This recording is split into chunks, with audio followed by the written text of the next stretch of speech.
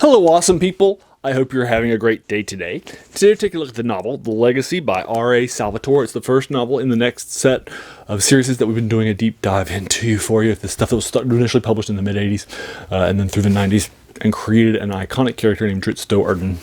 And this is the 7th book written by the best-selling New York Times author R.A. Salvatore that published 22 best-selling novels.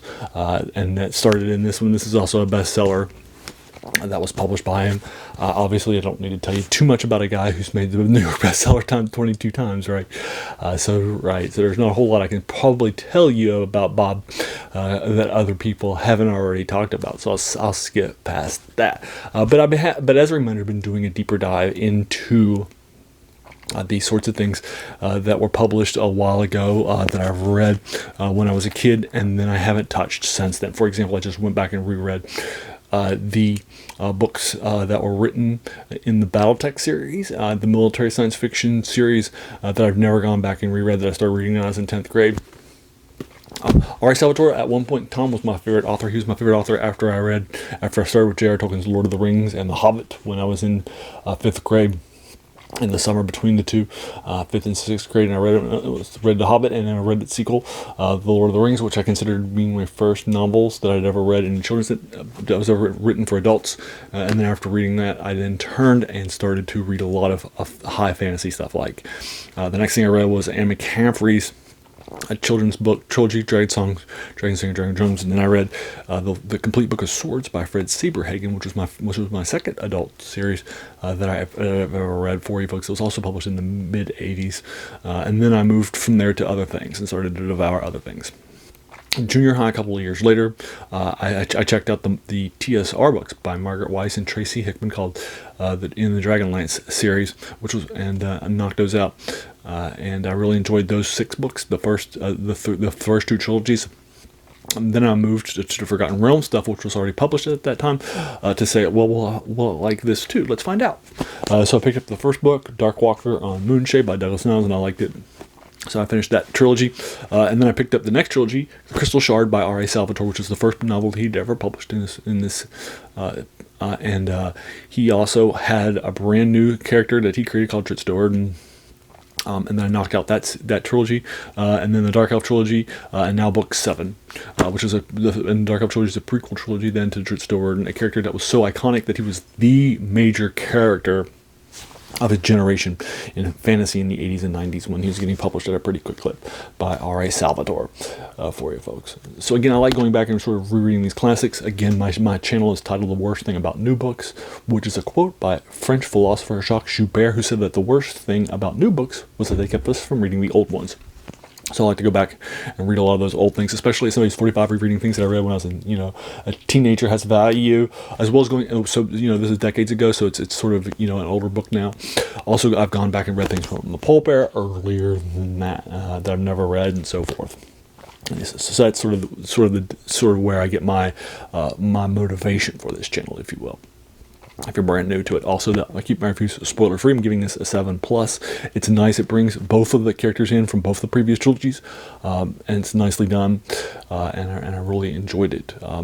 So basically what happened up until now, in the first trilogy, we get Drow is one character of a set of characters for you folks, and then we get 3. And then in the first book, the main character is Wolfgar, a barbarian who is adopted by Brunner, and sort of adopted as a son. And he and Catti-Brie and Wolfgar and Drizzt and Brunner will become sort of an adventuring party who are out there doing the good fights in this super isolated area called Icewind Dale, which is way up in the north. It's kind of like Iceland. It's really super cold and has a lot of frost-related creatures that you fight against, like white dragons and Yeti. And then in the next book, they will go and adventure and try to find a place called Mithril Hall, which the king, Dwarf King Brunner, had come from, and he was the 8th king, supposed to be, but then he was out. They were ousted by an invasion, so they're going to go try to find it. That's the second one. The third book, Halfling has been stolen by an assassin named Intrari and returned to somebody who he stole some stuff from. So he is now. So now they're chasing him down in book 3, and then the next 3 books I mentioned before are prequels that just focus on the character of Dritz Do'Urden. And so those 3 books will super quickly. The 4th book will then have his homeland journey in Menzo Baranzan called Homeland. The next book will be his exiling and leaving his homeland of Menzo Baranzan and adventuring in the Underdark called Exile, and the 3rd book called Sojourn it has him leaving and joining the Great North, where his cave comes out of, and so that's sort of his journey. Super quickly as to where we are coming into the legacy, and characters that were introduced in the Dark Elf trilogy, that was his prequel, as going to be in this one, the legacy, as well as characters that are from the first 3 books that are coming back, including good guys, bad guys, allies, friends, and lots of other folks too coming back. So that's sort of what's happening to get you caught up with what's happening in the legacy. And now we find out early on in the legacy, in the first couple of chapters, that there is a power that's coming for Dritz Do'Urden, and they're going to bring a mercenary group of Drow that are led by Jarl Axel, and they're going to be coming and attacking Mithril Hall, where the doors are now. And so that's sort of the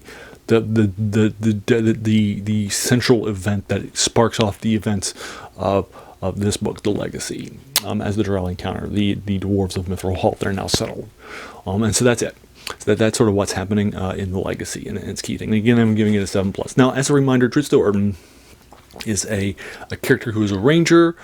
He's a good guy from an evil race of people called the Dark Elves, or the Drow for short. So he's somebody who's good from an evil race of people. Now, this sort of combined 2 major characters that were the big hits of their generations. Elric on the Unlimited in the Eternal Champion series by Michael Moorcock in the 60s and 70s, and then in the Lord of the Rings trilogy, the character of the Ranger Aragorn was one of the biggest characters from that series by J.R.R. Tolkien. So it sort of combines Tolkien and Moorcock's key major kickoff characters that were huge hits into one character of Dritz Do'Urden. So that's where he kind of comes from. And that's why I think he was as popular as he was. Just combine the archetypes of 2 very popular heroes, and then you've got one that resonates with people. He does his characterization changes from his first book to the 7th book over time, as R.A. Salvatore sort of has a deeper dive into him, which you see when you go back and read all these things sort of in one sitting. And so forth. I read this novel over 4 days. I knocked out it's 330 pages long. My goal was to do 110 pages each day on Friday, Saturday, and Sunday. And so I did 130 pages actually on the first day on Friday because I was so into it. And I figured I'd only have to do 100 pages on the next 2 days. I did 120 pages on Saturday and really enjoyed it too. And I figured I only have 80 pages left for Sunday. But Sunday is football day, and it's also I just read 30 pages in between football games and didn't really dedicate myself to it. And then on Monday, last night, I knocked it out. On Monday Night Football, I knocked it out. Despite the fact there's Monday Night Football, I knocked it out with the last 50 pages and finished it last night. So I knocked it out in 4 days instead of my initial intended to be 3. But I blew through the first bit of it in the first 4 parts. This is actually divided into 5 parts. So I knocked out the first 2 parts in each of the few days. It took me about 6 hours total for me to read. I'm blowing through R.A. Salvatore stuff at a much faster clip. In this novel size thing, it'll take about 6 hours for me to go through about 300 pages. I'm typically going at about 50 pages an hour, whereas my normal novel reading rate's more like 40 pages an hour.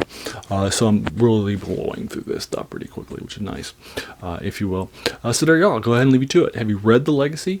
If so, what did you think about it? Did you agree or disagree with my 7+? Would you like to talk about some of the spoilers in the comments below? Again, I keep my reviews spoiler free, but let's talk about it. If you want to talk about the ending or anything else that happens, let's do so. If you enjoyed this video, why not hit that subscribe button? There should be a lot more of these to follow. And then finally, I want to thank you so much for taking some time out of your day and investing it and watching my video. We all have so many things that are happening in our lives, and we're pulled in so many different directions. So the fact that you spent this time with me is incredibly humbling, and I appreciate it. So thanks again, and have an amazing day.